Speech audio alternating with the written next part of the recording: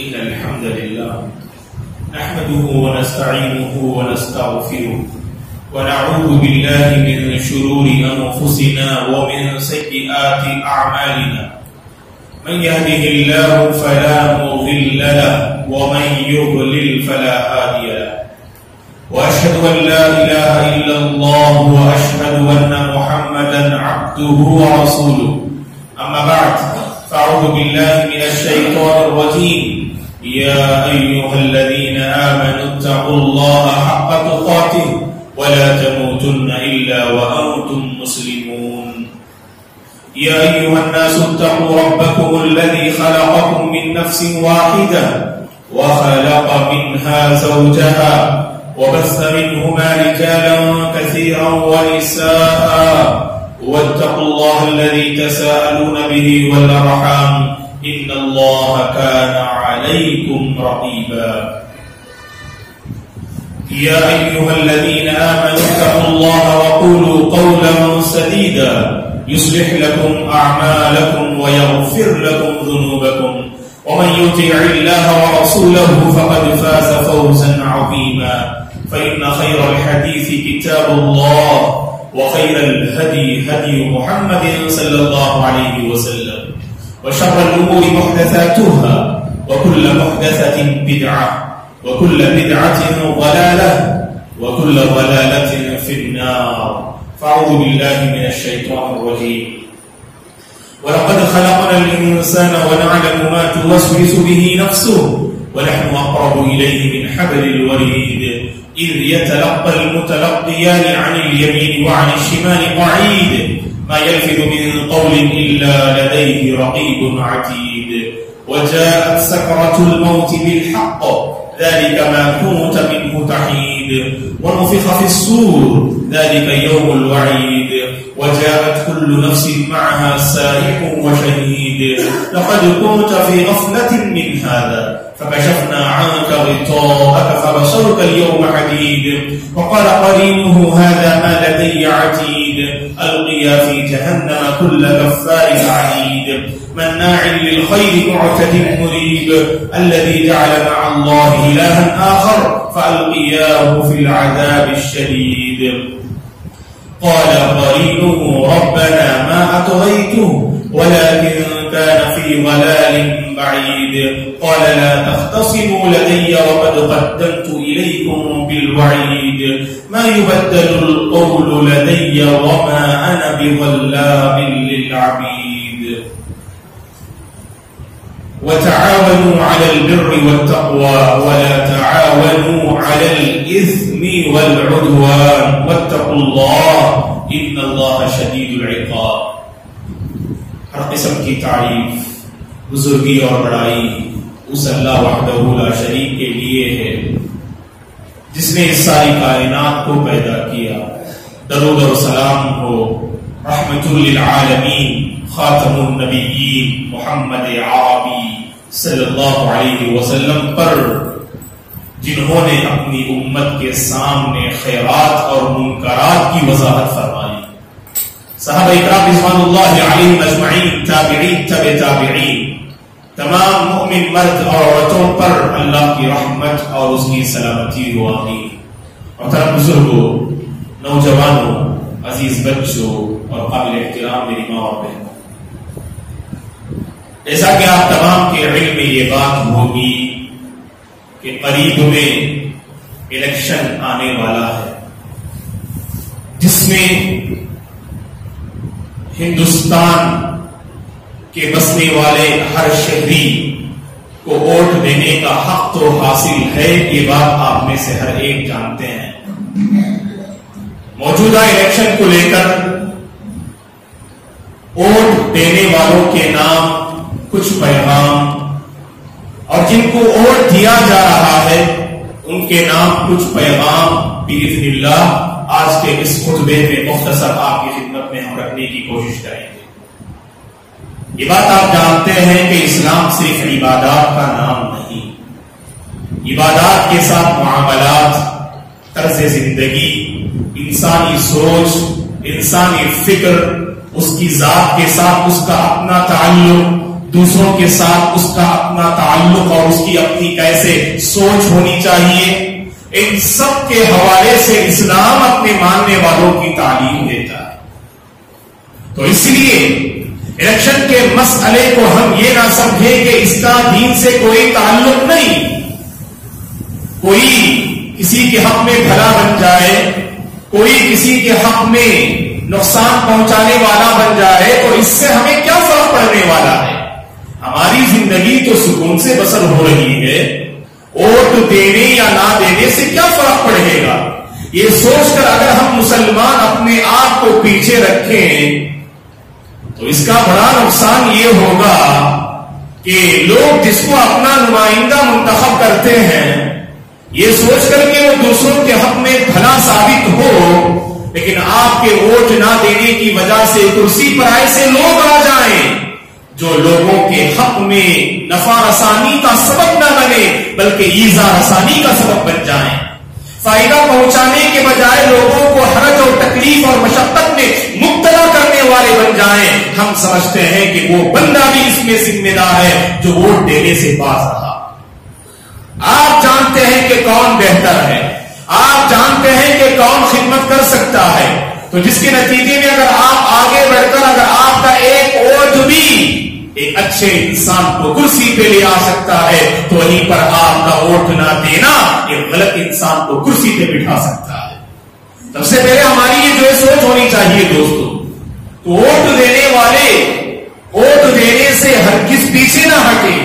یہ ہمارا اپنا شہری حق ہے۔ ہندوستان میں ہم بستے ہیں تو گویا کہ اس کو ہم اپنا ایک فریضہ اور حق سمجھیں، اور اس سے قطع نظر اگر آپ دین کے ناحیے سے اور اسلامی نقطہ نظر سے اگر آپ دیکھیں، اگر آپ کے ذریعے سے اگر کوئی ایک اچھا انسان کرسی پر آ جائے جب تک وہ لوگوں کے ساتھ اچھا معاملہ کرتا رہے گا تو آپ نے جو اس کا انتخاب کیا اور آپ نے جو اس کے حق میں گواہی دی اور آپ نے جو اس کے حق میں سفارش کی، آپ کی یہ سفارش اور آپ کی یہ گواہی آپ کے حق میں باعث اجر و ثواب ہے، یہ آپ کے ذہن میں ہونی چاہیے دوستو۔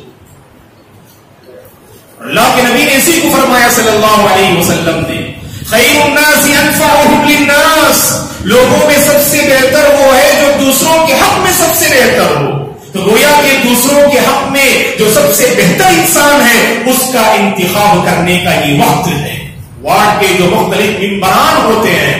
اور ان کے ذریعے سے ہماری اپنی جو چھوٹی سی بستی ہے جہاں پر ہماری اپنی بہت ساری ضروریات وابستہ ہوتے ہیں، جن ضروریات میں اگر کوئی خلل واقع ہو تو وہاں پر ہم دیکھتے ہیں انسانی زندگی تکلیف میں مبتلا ہو جاتی ہے اور انسانی زندگی حرج میں مبتلا ہو جاتی ہے، اور ہماری اپنی ضرورتیں اگر پوری نہ ہو تو ہم اللہ کی عبادت صحیح ڈھنگ سے کیسے کر سکتے ہیں دوستو؟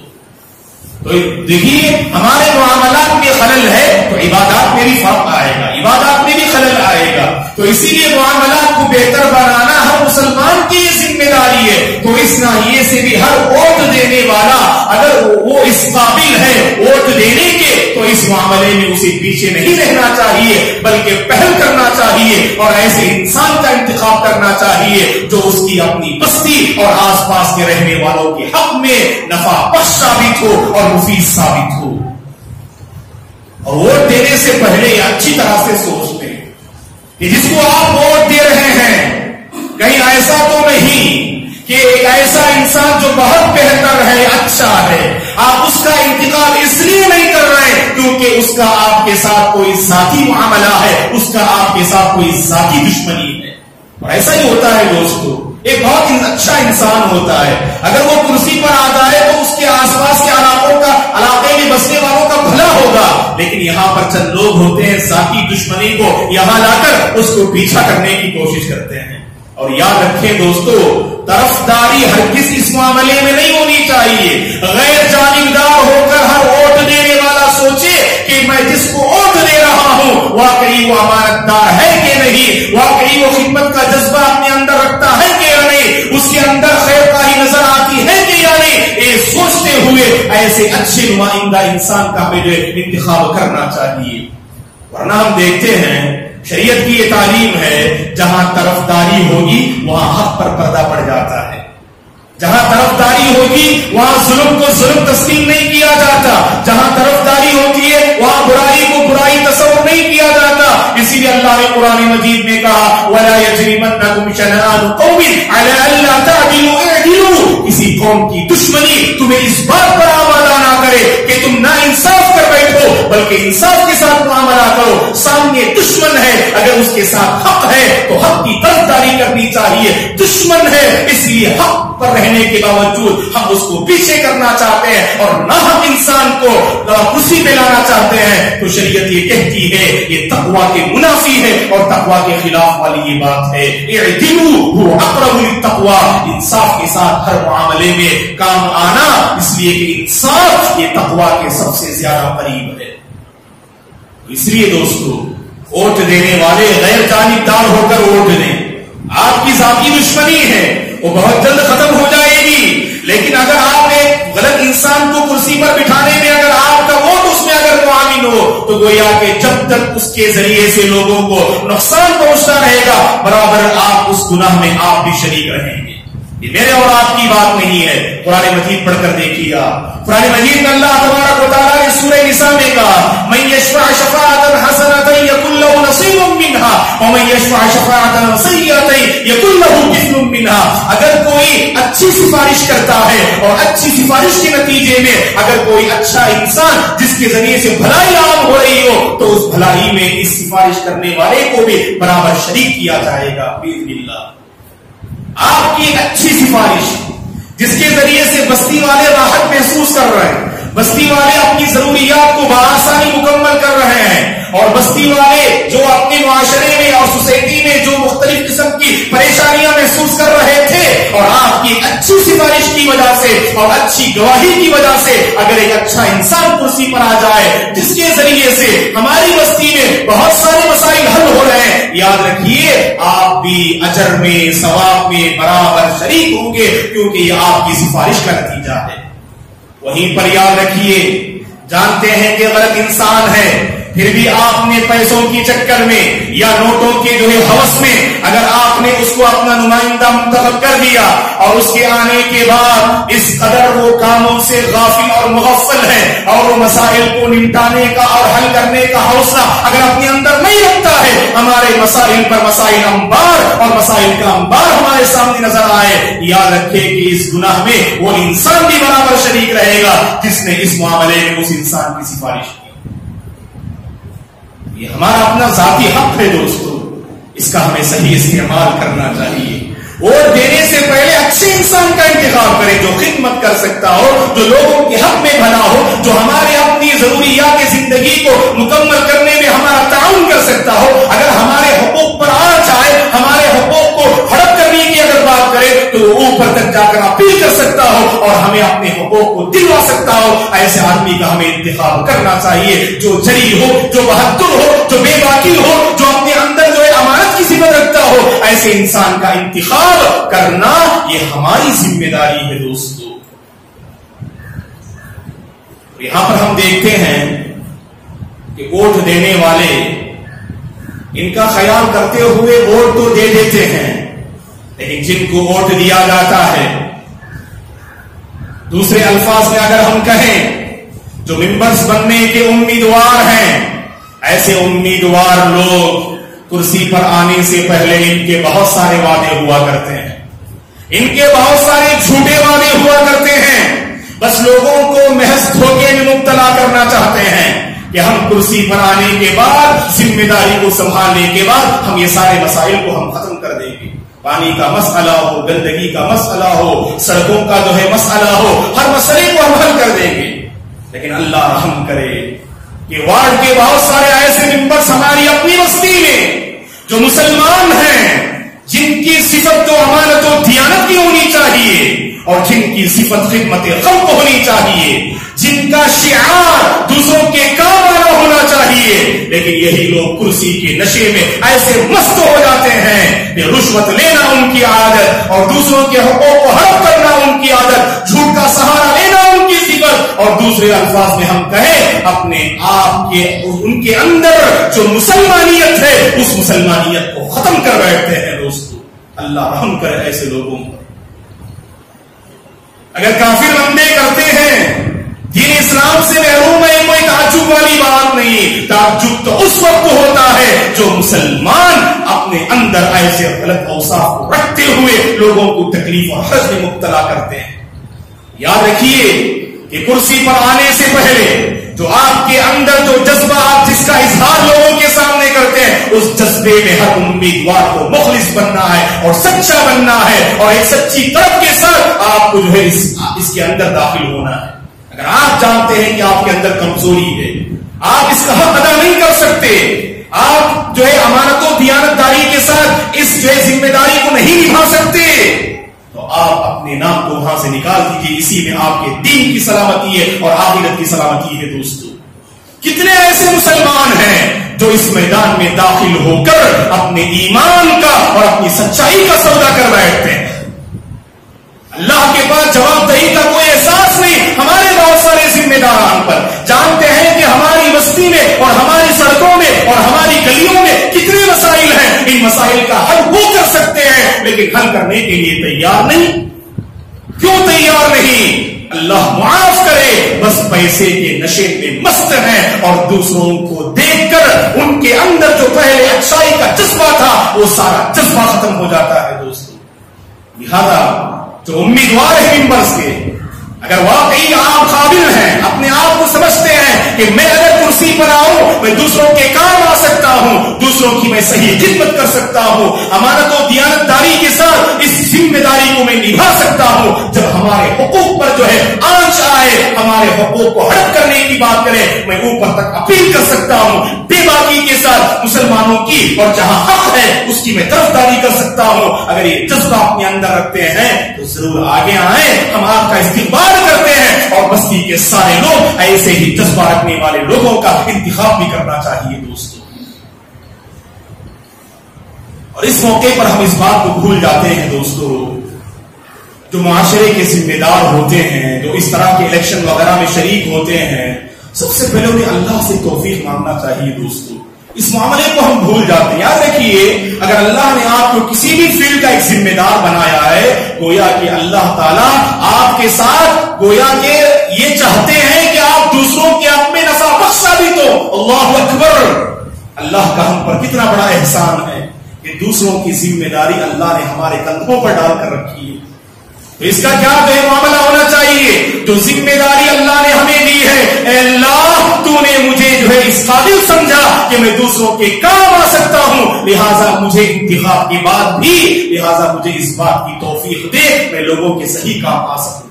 یہ جذبہ ہمارے اندر ہونا چاہیے دوستو. اور خاص کر جس کسی فیلڈ میں بھی آپ کو کوئی بھی ذمہ داری دی جائے، یاد رکھیے ذمہ داری ہوتی ہے. صرف دینی معاملات کی ذمہ داری نہیں، دنیاوی معاملات کی ذمہ داری ہوتی ہے. اور آج ہم دیکھتے ہیں سب سے بڑا جو خلل نظر آتا ہے، ذمہ دار اپنی ذمہ داری سے غافل ہیں. بہت سارے فیلڈ میں جو خلل ہمیں نظر آتا ہے، ذمہ دار ذمہ داری سے غافل. اگر مجھے آپ کہنے کی اجازت دے تو میں یہ کہہ سکتا ہوں کہ بہت سارے ایسے ذمہ دار ہیں جو ذمہ داری سنبھالنے کے قابل ہی نہیں،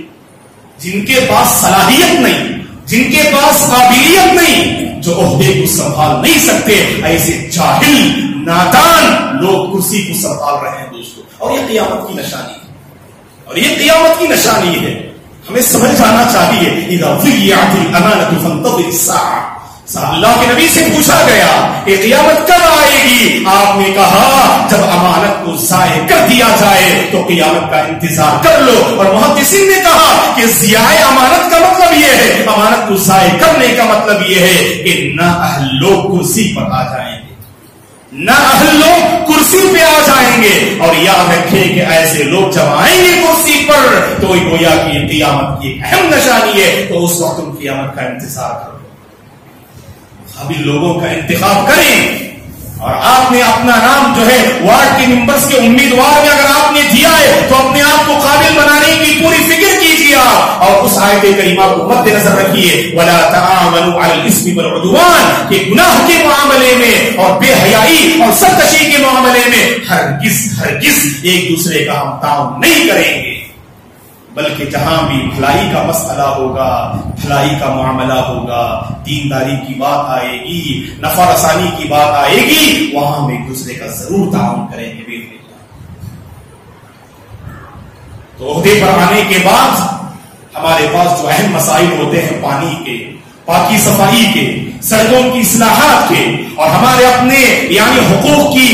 پاسداری کے، تو ان سب پر پوری توجہ ان لوگوں کی ہونی چاہیے جو وارڈ کے ممبران جو ہے منتخب کیے جاتے ہیں۔ اس معاملے میں میں ایک معاملہ آپ کے سامنے ذکر کرنا چاہتا ہوں معزز حضرات، وہ یہ، ہم عموماً جب پاکی صفائی کی بات آتی ہے تو ہم جو ہے پنچایت اور دوسرے لوگوں کا ہم انتظار کرتے رہتے ہیں، حکومت کے لوگ آئیں گے اور ہمارے اپنی گلی کے پاس جو مطلب جو ہے کوڑا کرکٹ ہے، جو کچرا جو ہے اور گندگی وغیرہ ہے، وہ سب وہی لے کر جائیں۔ ہم یہ کہتے ہیں کہ پاکی صفائی تو ہماری پہچان ہے،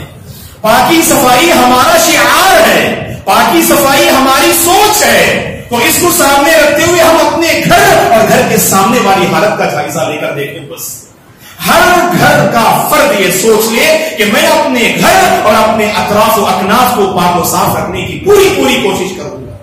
ہم ہمیشہ الزام کو دوسروں کے ساتھ ڈال دیتے ہیں اور بچنے کی پوری کوشش کرتے ہیں، ایسا نہیں ہونا چاہیے دوستو۔ آگے بڑھیے، تعاون کیجیے آپ پاکی صفائی کے معاملے میں۔ اگر ہم ایک بیداری اپنی سوسائٹی میں لائیں تو گویا کہ ہماری بستی یہ پیرا نمبر بقیہ سارے علاقوں کے لیے مثالی بستی قائم شمار ہو سکتی ہے۔ ہم کچھ کرنا ہی نہیں چاہتے، ہم ہمیشہ دوسرے ذمہ دار ہیں، یقیناً ان کو ذمہ داری نبھانا چاہیے۔ اگر ان میں کوئی کوتاہی ہے تو ہم یہ صرف الزام ان کے سر ڈال کر ہم گندگی میں رہنا برداشت کر لیتے ہیں، لیکن گندگی کو دور کرنا یہ گوارا نہیں کرتے دوستو۔ جبکہ تعلیم کیا دی گئی ہمیں؟ رسول اللہ صلی اللہ علیہ وسلم نے فرمایا کہ ایمان کے 60 سے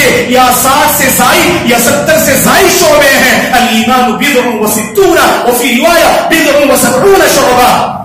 ایمان کے 60 یا 70 سے زائد شعبے ہیں، 70 سے زائد حصے ہیں۔ آپ نے سب سے اعلیٰ حصہ لا الہ الا اللہ اس کو قرار دیا، اور سب سے ادنا حصہ رسول اللہ صلی اللہ علیہ وسلم نے کہا اماطۃ الاذی عن الطریق، راستے سے گزر رہے ہیں اگر گندگی نظر آ رہی ہے، گندگی کو ہٹانا، تکلیف دینے والی چیز کو ہٹانا۔ اللہ کے نبی نے کہا یہ ایمان کا حصہ ہے، یہ ایمان والوں کی علامت ہے۔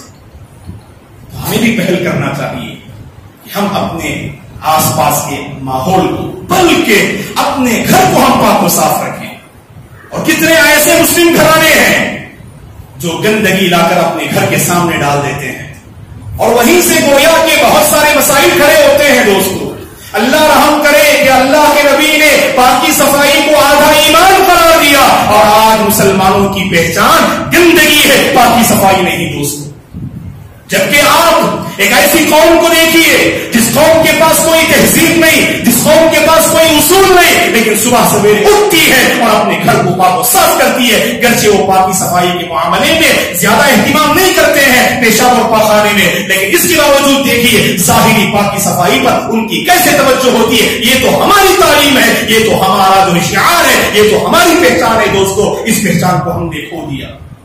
تو اسی لیے ہمیں آگے بڑھنا چاہیے اور ایک دوسرے کا تعاون کرنا چاہیے دوستو۔ ذمہ دار اگر کوئی منتخب ہوتا ہے ہم بھی اس کا تعاون کریں، اس کو اچھے مشورے دیا کریں، جہاں پر خلل ہو رہا ہے اچھے انداز سے اس خلل کو دور کرنے کی کوشش کریں، تبھی چل کر ایک صالح معاشرہ، ایک اچھی سوسائٹی قائم ہو سکتی ہے۔ اللہ تبارک و تعالیٰ سے دعا ہے کہ پروردگار ہم سب کو اوٹ جو ہمارا اپنا ذاتی اور شہری حق ہے، اس حق کو صحیح ڈھنگ سے ادا کرنے کی توفیق عطا فرما، اور ہمارے جو نمائندگان اور ممبران منتخب کیے جائیں گے، اے اللہ تو انہیں اس قابل بنا کہ وہ دوسروں کے حق میں نفع بخش ثابت ہو سکے، اور ہمارے اپنے جو زندگی کے بہت سارے مسائل ہیں اے پروردگار ان سارے مسائل کا خاتمہ فرما۔ ہم میں سے جو پریشان حال ہیں، مجبور ہیں، تنگدست ہیں، اے اللہ سب کی مجبوری، پریشانی اور تنگدستی کو دور فرما، صحت والی زندگی نصیب فرما، برکتوں والی زندگی نصیب فرما، خشیت والی زندگی نصیب فرما۔ جب تک اس دنیا میں تو ہمیں باقی رکھ، ایمان پر باقی رکھ، دوسروں کے حق میں نفع رسانی کا سبب بننے پر باقی رکھ، اور جب ہمارا خاتمہ ہو اے اللہ ایمان اور خیر پر ہمارا خاتمہ نصیب فرما۔ آمین اقول قولی ھذا واستغفر اللہ لی ولکم ولسائر المسلمین من کل ذنب فاستغفروه انه هو الغفور الرحیم۔ إن الحمد لله نحمده ونستعينه ونستغفره ونعوذ بالله من شرور أنفسنا ومن سيئات أعمالنا من يهده الله فلا مضل له ومن يضلل فلا هادي له واشهد ان لا اله الا الله واشهد ان محمدا عبده ورسوله أما بعد فأعوذ بالله من الشيطان الرجيم إن الله وملائكته يصلون على النبي يا أيها الذين آمنوا صلوا عليه وسلموا تسليما اللهم صل على محمد وعلى آل محمد كما صليت على إبراهيم وعلى آل إبراهيم إنك حميد مجيد اللهم بارك على محمد وعلى آل محمد كما باركت على إبراهيم وعلى آل إبراهيم إنك حميد مجيد اللهم انصر الإسلام والمسلمين اللهم احفظ الإسلام والمسلمين اللهم أصلح أحوال المسلمين في كل مكان يا رب العالمين اللهم أرنا الحق حقا وارزقنا اتباعه اللهم أرنا الحق حقا وارزقنا اتباعه وأرنا الباطل باطلا وارزقنا اجتنابه اللهم إنا نسألك علما نافعا ورزقا طيبا وشفاء من كل داء وعملا متقبلا اللهم احفظنا من هذا الوباء والغلا اللهم اشف مرضانا ومرضى المسلمين اللهم ارحم موتانا وموتى المسلمين اللهم إنا نسألك الهدى والتقى والعفاف والغنى عباد الله رحمني ورحمكم الله فأعوذ بالله من الشيطان الرجيم إن الله يأمر بالعدل والإحسان وإيتاء ذي القربى وينهى عن الفحشاء والمنكر والبغي يعظكم لعلكم تذكرون اذكروا الله العظيم يذكركم وذكر الله تعالى أكبر والله يعلم ما تصنعون